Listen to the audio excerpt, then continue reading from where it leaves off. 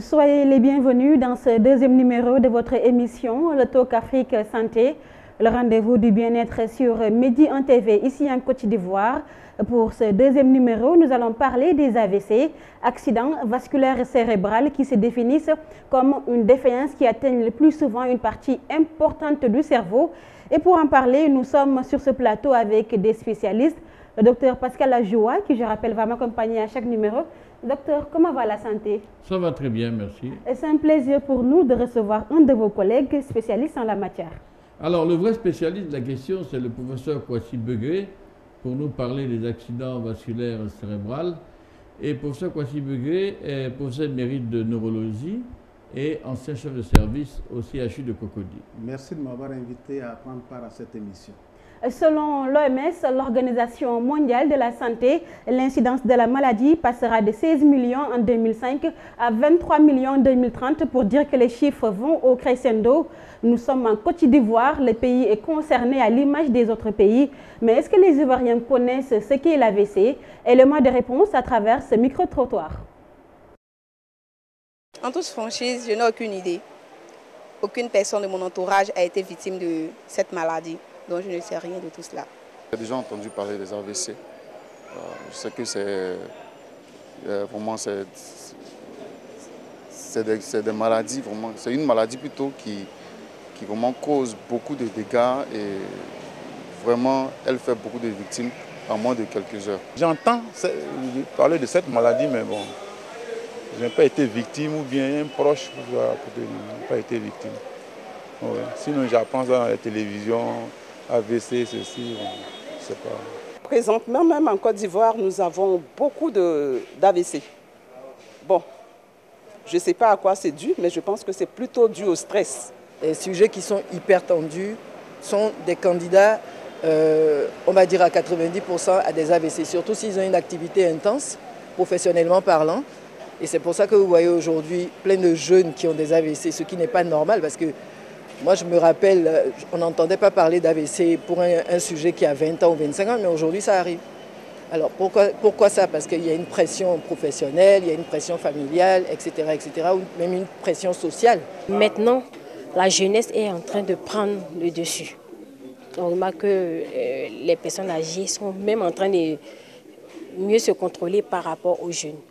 Et tout ceci, bon, peut être dû au fait que la population est stressée, travaille beaucoup et puis ne contrôle pas son alimentation. Docteur Pascal Ajoua, à travers cet élément qu'on vient de voir ensemble, peut-on dire que les Ivoiriens connaissent ce qu'est l'AVC? Bien, ce qui est sûr, c'est que c'est une préoccupation. C'est une maladie grave, c'est une maladie coûteuse, c'est une maladie préoccupante. C'est une maladie qui entraîne un handicap moteur, un handicap intellectuel, et même une mort, la mortalité est aussi présente. Et donc, c'est une pathologie qui se voit chez les personnes âgées, mais qui se voit aussi de plus en plus chez des personnes jeunes. Et c'est un problème de santé publique. Docteur Kwasi Begré, vous qui êtes neurologue, donnez-nous davantage d'éléments liés à l'AVC. Par exemple, la définition précise même. Et alors, je donnerai une définition de l'AVC basée sur les termes même du mot accident vasculaire cérébral. Alors, c'est un accident parce que les signes surviennent brutalement chez un sujet qui n'était pas malade, qui était bien portant, qui menait ses activités. Donc, la brutalité des signes est un élément important. Le deuxième groupe de mots que l'on retrouve dans accident vasculaire cérébral, c'est vasculaire cérébral. Il s'agit en fait d'un trouble de la circulation du sang vers le cerveau. Alors, le cerveau, vous le savez, est un organe qui commande le corps. Le cerveau permet de parler, de faire des mouvements, de ressentir les sensations, etc., de voir. Et donc, lorsque le sang qui passe dans les vaisseaux qui vont au cerveau n'arrive plus au cerveau, eh bien, on a un accident vasculaire cérébral. Alors, ce sang peut ne pas arriver pour deux raisons principalement. Soit parce que le vaisseau est bouché, soit parce que le vaisseau a éclaté. Lorsque le vaisseau est bouché, on parle d'accident vasculaire cérébral ischémique. Et lorsque le vaisseau a éclaté, faisant sortir le sang avant qu'il n'arrive au cerveau, on parle d'accident vasculaire cérébral hémorragique. Alors là, vous venez de nous donner les différentes formes. Maintenant, quelle est la forme la plus répandue? Alors la forme la plus répandue est la première forme, les accidents vasculaires cérébraux où l'artère est bouchée, où le vaisseau est bouché, c'est-à-dire les accidents ischémiques. La proportion est d'environ 80% dans les pays développés. Ici en Afrique, on a des chiffres un peu moins importants, à peu près 70%.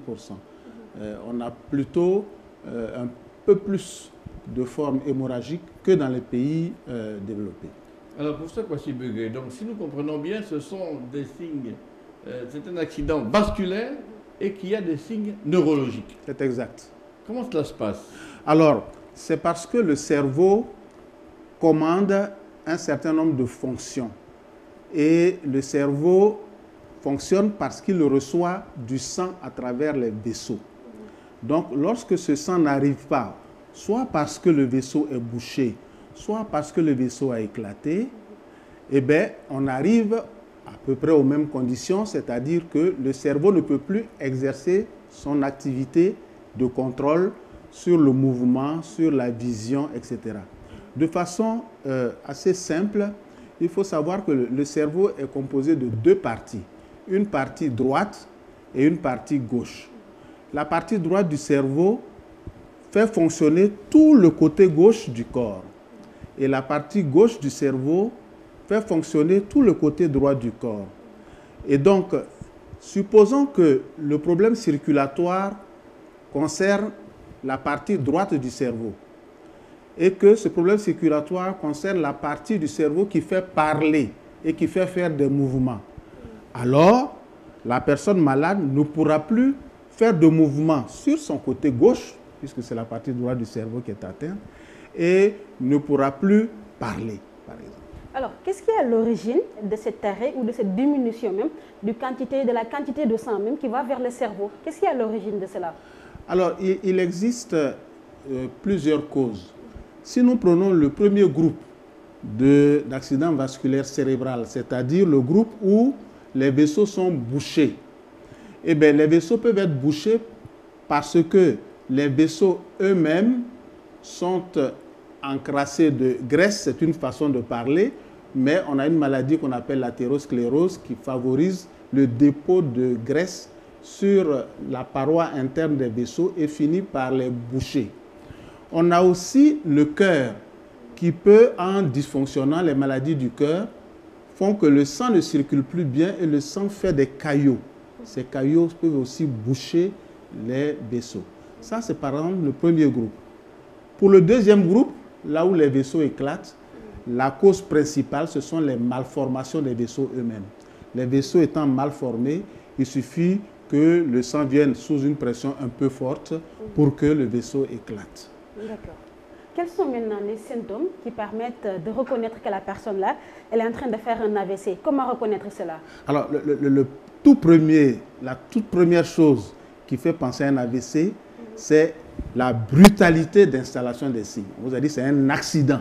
Donc, ça survient brutalement. Si vous voyez quelqu'un qui était en bon état de santé, qui vaquait normalement à ses occupations et qui brutalement présente un trouble neurologique, c'est très certainement un accident vasculaire cérébral. Donc, la brutalité. La deuxième chose, il faut qu'il y ait un trouble neurologique. Alors, la personne pouvait faire quelque chose. Elle pouvait parler, elle pouvait bouger un bras, elle pouvait soulever un pied, et puis brutalement, elle n'arrive plus à faire cela. C'est la conjonction de ces deux éléments, brutalité et puis déficit d'une fonction neurologique qui fait penser à un accident vasculaire cérébral. Mais il y a d'autres signes. On peut avoir mal à la tête, on peut vomir au cours d'un AVC. Souvent, comme il s'agit d'une agression brutale du cerveau, le malade peut perdre connaissance et très rapidement rentrer dans le coma. Il y a donc de multiples signes. Alors, en plus des causes, il y a un élément très important qu'on appelle les facteurs de risque, c'est-à-dire qu'ils sont un ensemble d'éléments qui, lorsqu'ils sont mis ensemble, eh bien, favorisent cette apparition de l'accident vasculaire cérébral. Pouvez-vous nous donner des éléments plus précis sur ce phénomène de facteurs de risque? C'est exact. C'est exact. Tout à l'heure, je parlais parmi les causes de graisse qui vont boucher les artères. Il y a une maladie qu'on appelle l'athérosclérose qui se comporte donc comme cela. Hein. Donc c'est un genre de matériel graisseux qui va boucher le cerveau, les vaisseaux à destinée cérébrale qui vont vers le cerveau. Mais le développement de cette masse graisseuse est favorisé par certains comportements, par certaines conditions. Par exemple, si on a une alimentation trop riche en graisse, ça favorise le développement de cette athérosclérose. Si on a par exemple du diabète, ça le favorise. Si on fume de la cigarette, ça favorise le développement. Si on prend de l'alcool de façon excessive, ça favorise le développement. Vous avez entendu, dans le micro-trottoir, on vous a parlé de stress, mais il y a bien d'autres facteurs, l'obésité, etc., le manque d'exercice, la sédentarité, tout cela sont des conditions qui favorisent les causes des accidents vasculaires cérébraux. Et on les appelle effectivement des facteurs de risque. Alors, face à un AVC, qu'est-ce qu'il faut faire? Qu'est-ce qu'il ne faut pas faire? D'abord, qu'est-ce qu'il faut faire quand la personne présente des signes d'AVC? Alors, vous voyez, c'est une urgence. Et les facteurs intimes, d'ailleurs, dès qu'un AVC se développe, c'est que le cerveau ne recevant plus du sang, nous sommes dans une phase de course contre la montre, car ce cerveau va pouvoir résister sur à peu près 6 heures. Si dans les 6 heures, on n'est pas intervenu, on risque de perdre une partie du cerveau. Les minutes sont précises. Les minutes sont précises. Donc, urgence, il faut transporter le malade le plus rapidement vers un centre qui est capable de prendre en charge ces AVC. Alors, les centres les plus adaptés, c'est les services de réanimation, les services de neurologie, de neurochirurgie. Mais si vous avez un centre médical, même un dispensaire, transportez le malade rapidement vers ce centre pour qu'on commence la prise en charge qui est très spécifique. Alors, docteur Pascal, face à un cas d'AVC, qu'est-ce qu'il ne faudrait surtout pas faire? Alors, il ne faut pas manipuler le malade n'importe comment ou tenter de le secouer, de le réveiller, de lui verser de l'eau sur le visage pour essayer donc de faire revenir à lui. Il faut transporter le patient délicatement, éventuellement, si c'est possible, avec un véhicule médicalisé. Sinon, un véhicule transporté de manière délicate vers le centre de santé où il va être pris en charge pour donc être évacué de manière plus adaptée vers un centre spécialisé. Docteur Kouassi, un constat a été fait. Maintenant, l'AVC n'est plus l'apanage des vieux. Nous qui sommes jeunes, nous qui avons 20, 30, 40 ans, nous souffrons d'AVC. Qu'est-ce qui se passe maintenant? Les sujets sont jeunes. Oui. Alors, parmi les facteurs de risque, je ne vous l'avais pas dit, mais il y a l'âge. Donc, en principe, avec l'âge qui croît, le risque d'AVC, notamment ischémique, croît. C'était ce qu'on voyait. Mais vous avez vu aussi que nous avons parlé de facteurs de risque. Donc, si vous vous mettez dans les conditions de risque de développer un accident vasculaire cérébral, eh bien, vous allez le faire plus tôt qu'à un âge avancé. Or, malheureusement, nous constatons qu'une grande partie de la population a les facteurs de risque et ne prend pas en charge ces facteurs de risque, du moins ne diminue pas ces facteurs de risque, notamment les jeunes. Et comme je vous l'ai dit, le type d'alimentation, notamment la consommation de graisse, la consommation d'alcool, le tabac, on a parlé du stress, mais enfin, il y a l'obésité, il y a tout un ensemble de facteurs de risque qui sont aujourd'hui observés chez les jeunes. Et ce que je pourrais vous dire, c'est que les AVC sont tellement graves que plutôt de s'attendre à traiter les AVC, on préfère plutôt les prévenir en agissant sur les facteurs de risque. Donc, je pense qu'on pourrait diminuer la fréquence de survenue des AVC chez les sujets jeunes si ces sujets jeunes-là étaient soumis donc à un meilleur contrôle des facteurs de risque auxquels ils s'adonnent malheureusement. Maintenant, nous allons parler de la prévention de la maladie. Comment faire maintenant pour prévenir les AVC? Alors, pour prévenir les AVC, la meilleure des choses est de prévenir les facteurs de risque. L'hypertension artérielle est le facteur de risque le plus important. Lorsque vous avez une hypertension artérielle, vous multipliez par 4 votre risque de faire un accident vasculaire cérébral par rapport à quelqu'un qui n'a pas d'hypertension artérielle. Donc, le traitement de l'hypertension artérielle est un élément important dans la prévention des AVC. Et dans les pays développés, depuis une quarantaine d'années, ils contrôlent mieux l'hypertension artérielle. C'est ce qui a fait voir une déclinaison, une régression de la fréquence des AVC. Malheureusement, dans nos pays africains, l'hypertension artérielle est encore mal prise en charge. Mais en dehors de l'hypertension artérielle, les autres facteurs de risque, il suffit simplement de réduire la consommation de tabac, de réduire la consommation excessive d'alcool. Donc leur usage ne peut pas directement causer la maladie, c'est l'usage excessif même, si je comprends bien. Bien évidemment. Il suffit également de lutter contre l'obésité, d'avoir une activité physique au lieu d'avoir une activité sédentaire, d'avoir une activité physique. Il y a donc tous ces éléments de facteurs de risque contre lesquels il faut lutter pour éviter d'avoir un accident vasculaire cérébral. D'accord, nous parlons donc de prévention des facteurs de risque, nous parlons d'activité physique. C'est le moment pour nous de lancer notre deuxième élément qui parle de sport. Le sport est un bon élément pour lutter contre les AVC. Nous allons regarder cet élément ensemble et nous reviendrons sur le plateau. L'accident vasculaire cérébral fait des ravages en Côte d'Ivoire. Et pour donner la riposte à ce fléau grandissant, les médecins conseillent la pratique du sport. Il est bien conseillé de faire du sport parce que le sport, c'est la santé. Le sport permet d'avoir une bonne activité physique et aussi une bonne activité cardiaque. Il est bien conseillé aussi en cardiologie de faire du sport 2 à 3 fois par semaine. Aujourd'hui, les maladies métaboliques font ravage. Les AVC ischémiques, selon les spécialistes, sont les plus fréquents et représentent 80% des cas. Parmi les causes de l'AVC, une pression artérielle élevée, le tabagisme, l'inactivité sportive et le diabète. Le diabète commence à avoir les Ivoiriens. À midi, ils mangent, le soir, ils mangent du riz. Le riz fait 80% de sucre. Si vous mangez du riz le soir, pas de 45 ans, vous serez diabétique. Heureusement, la Fédération ivoirienne de randonnée pédestre semble avoir trouvé la solution. Cette année, elle a organisé une marche sur 6 km à travers le jardin botanique de Bingerville pour un bien-être partagé. Elle permet aux personnes qui sont diabétiques ou des personnes qui ont des problèmes de maladies cardiovasculaires de stabiliser leur maladie et voire même éradiquer cette maladie. La marche sportive pourra permettre à la population ivoirienne d'être en pleine santé. Cette maladie, humiliante à la limite, ne choisit ni le lieu ni le moment pour survenir. Elle frappe aussi bien les jeunes que les vieilles personnes. Docteur Kwasi Begré, à travers cet élément qu'on vient de voir ensemble, on nous dit que le sport est un bon moyen de lutter contre les AVC. Alors, n'est-ce pas contradictoire de voir des sportifs victimes d'AVC? Oui, alors je dirais non. Alors, il s'agit ici de sport, ce n'est pas des sports de compétition qu'on demande à tout un chacun de faire. C'est une activité physique, le plus souvent une trentaine de minutes de marche suffisent.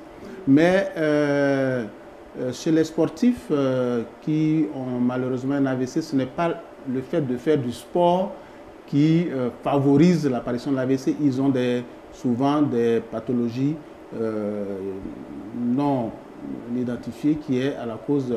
Quel genre de pathologie? Par exemple, si vous avez une malformation vasculaire cérébrale et que vous faites du sport, eh bien, au cours du sport, il y a une poussée de tension qui est tout à fait normale. Mais bien sûr, voilà.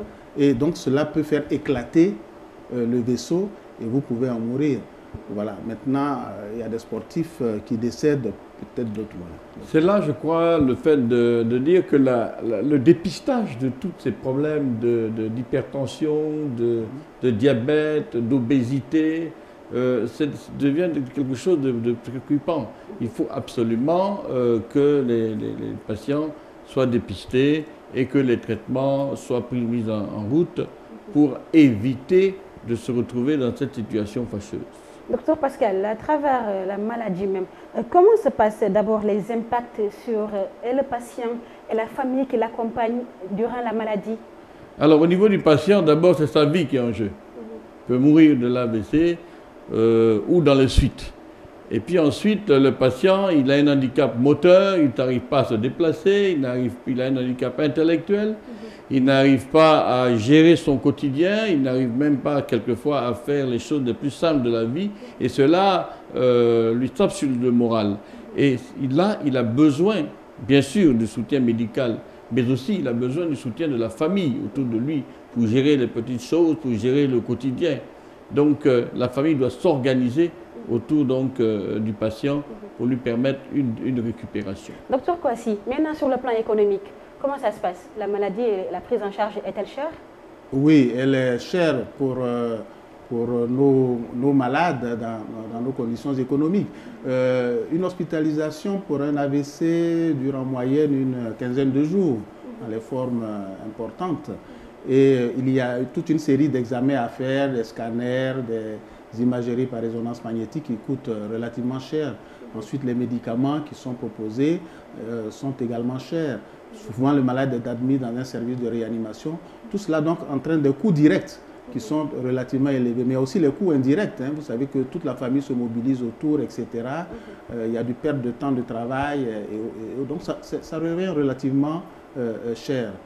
Un accident vasculaire cérébral. Alors, de la crise à la prise en charge du malade à l'hôpital, comment se passe le processus sur place? Bon, alors, comme je vous l'ai dit, comme il s'agit d'une situation d'urgence, le malade arrive souvent dans le coma et il est pris en charge dans un service de réanimation ou dans un service de neurologie spécialisé. Maintenant, on a développé des services spécialisés pour la prise en charge des AVC dans les pays développés qu'on appelle des unités neurovasculaires. Et là, ils ont tous les équipements et tous les protocoles de soins adaptés à la prise en charge de ces AVC. Bien évidemment, il y a les médicaments. Dans certaines formes, on peut faire une intervention. Et il y a la rééducation, parce que le malade a perdu l'usage des membres, il a parfois perdu l'usage de la parole, et tout cela peut se rééduquer. Donc, vraiment, il y a toute une gamme de soins. Alors, est-ce qu'on peut sortir d'une crise d'AVC et en guérir sans la moindre séquelle? Est-ce possible? Oui, oui, il existe mais à condition que le malade vienne tôt ou bien? Il existe plusieurs degrés de gravité des AVC. Il existe des AVC qui sont de très courte durée, moins d'une heure, et qui régressent pratiquement d'eux-mêmes. Bon. Il existe des AVC qui s'installent beaucoup plus longtemps, mais qui, avec les traitements, peuvent régresser, parfois totalement. Le plus souvent, les malades gardent des séquelles, parfois des séquelles incurables, et malheureusement, certains perdent la vie. Docteur Pascal, avant de terminer cette émission, quels conseils donnez-vous aux personnes justement pour éviter les AVC? Ben, nous avons donc parlé des facteurs de risque sur lesquels nous avons rebondi en demandant aux gens de faire le dépistage de ces facteurs de risque, notamment l'hypertension, le diabète, l'obésité, de prendre des mesures pour éviter ou réduire ou même supprimer tout ce qui est tabac, tout ce qui est alcool excessif, et de faire du sport pour gérer les problèmes, donc d'éviter la sédentarité. Donc tout cela sont des éléments effectivement qui vont permettre d'éviter donc l'AVC et de pouvoir éviter même d'autres pathologies aussi qui peuvent donc survenir autour de cela. Maintenant, c'est vrai que la prise en charge du patient est extrêmement coûteuse, peut-être longue, et donc il faut beaucoup de patience. Et nous n'avons pas encore ici des services spécialisés pour gérer les patients du début jusqu'à la fin.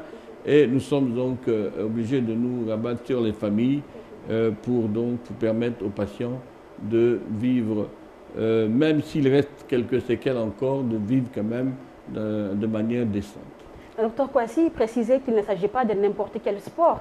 Des sportifs meurent d'AVC, donc la pratique du sport quotidien au moins 30 minutes. La précision est importante. Oui, je disais qu'il ne s'agit pas de faire du sport de compétition. Lorsqu'on parle de sédentarité, de nécessité de faire de l'activité physique, 30 minutes de marche quotidienne suffisent largement. Voilà. Comme disait le professeur Adjoa tout à l'heure, effectivement, il est important de mettre l'accent sur la prévention. Car vous voyez la gravité des signes que l'on vous donne lorsqu'on a un accident vasculaire cérébral. On reste paralysé, on ne peut plus parler et souvent c'est à vie que ces paralysies demeurent. On peut éviter les AVC? On peut les éviter justement en surveillant ces facteurs de risque et en faisant en sorte de ne pas les avoir. Bien évidemment, on ne peut rien contre l'âge, mais on peut au moins réduire la consommation de tabac, sinon l'arrêter. Chez nous, les jeunes? Mais surtout les jeunes. On peut réduire la consommation d'alcool. On peut avoir une alimentation mieux équilibrée, moins riche en graisse, favorisant plutôt les légumes, les fruits. Donc, il y a tout un ensemble de comportements qu'on peut avoir pour éviter les réduire, voilà. Merci, messieurs. C'est la fin de cette émission. Merci d'avoir répondu à l'invitation. Merci également à vous, chers téléspectateurs de Midi 1 TV. L'information continue sur notre chaîne et sur notre site web www.midi1tv.com. À la semaine prochaine.